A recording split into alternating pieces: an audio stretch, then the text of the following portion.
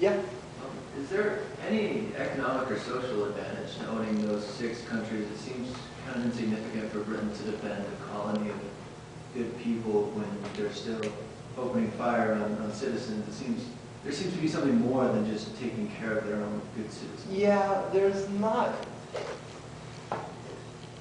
particularly. I mean, it is, of course, the more property you own, there is an advantage to it. But there's nothing. There's no like oil reserves. There's no gold mines. There's nothing, really significant in one of these counties that the English really, really need. It's more of first, of course, there is the national pride. There is sort of this sense of nationalism, but also these people, the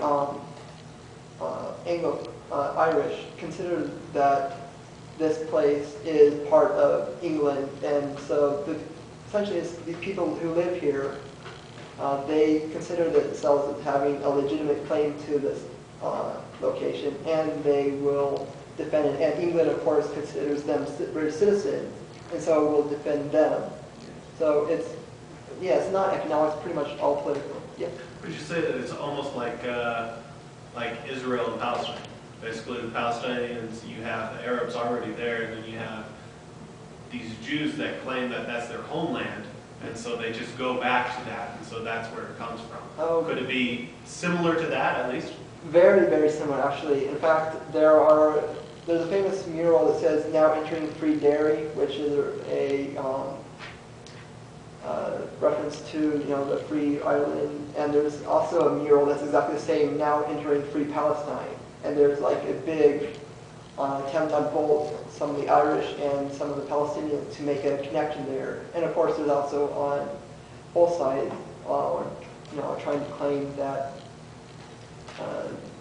essentially that they have a connection with the other. So the Irish and the Palestinians, but also sometimes the Irish are identifying with, for instance, the Israelites as having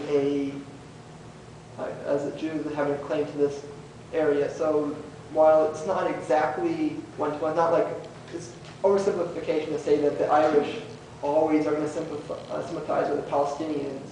However, the debate over who legitimately owns and has a right to this property and governance of this property, that is a debate which is very much analogous. Yeah? So do you see the main likelihood of the 6 counties being returned being the overthrow of the UK government? That would be preferable, yeah. Is it likely? I think it might be possible through other means, but it is quite probably not going to happen peaceably. It could happen through a military uprising in Northern Ireland that we can't predict right now. Perhaps the I.R.As will rearm, will become remilitarized, will become much more aggressive, and we can see another overthrow. But it's unlikely. But we just don't see the same type of nationalistic push that we did, 100 years ago. I also wouldn't count the Socialist Party, the Great Britain Socialist Party, I think is what it is, but they're Marxist Socialist Party. But I mean, just recently they had a parade in Britain celebrating Ireland. Yeah, that's also true. That not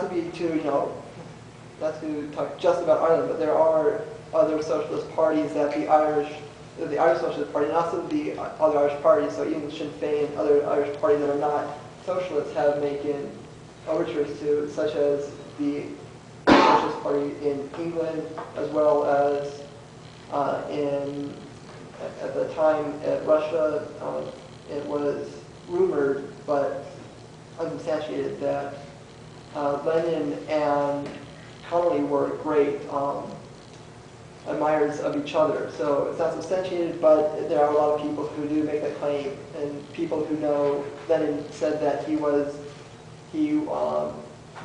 Connolly's death and wished he could meet him.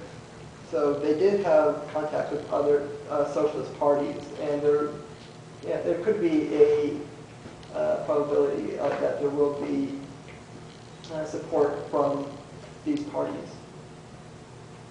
Yeah? One last question.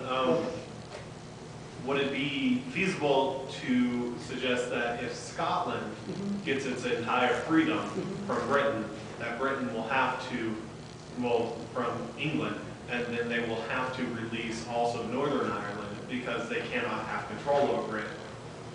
Would that be feasible? Because they are losing power over the Scottish people. They're giving power to the Scottish Parliament now and giving them more and more rights to their own governance. And so...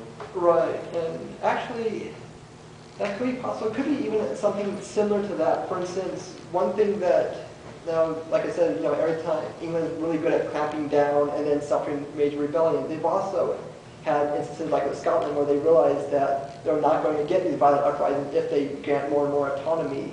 So Scotland is gradually becoming more and more autonomous. I'm not sure if it ever be like before, completely free.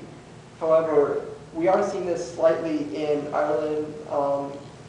In Northern Ireland, of course, the Irish have their own parliament. There is some measure of home rule in Northern Ireland, and there has been throughout history. It's kind of gone in waves. They've enacted harsh laws, they repealed them, enacted them, repealed them. So there is a possibility that Northern Ireland could become almost like Canada. It could be a situation where it might still technically owe allegiance to England as a figurehead, which might be enough that the Irish Republicans can stomach, but essentially be independent in terms of some government. Now, whether or not this could result in United Ireland, because this is another thing.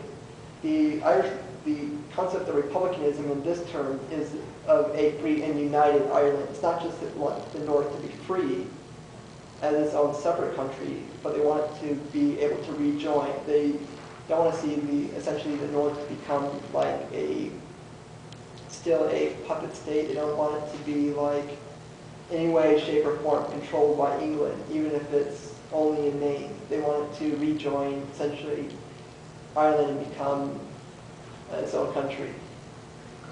Well, I want to thank you, Matt, for giving us this lecture on the I.R.A.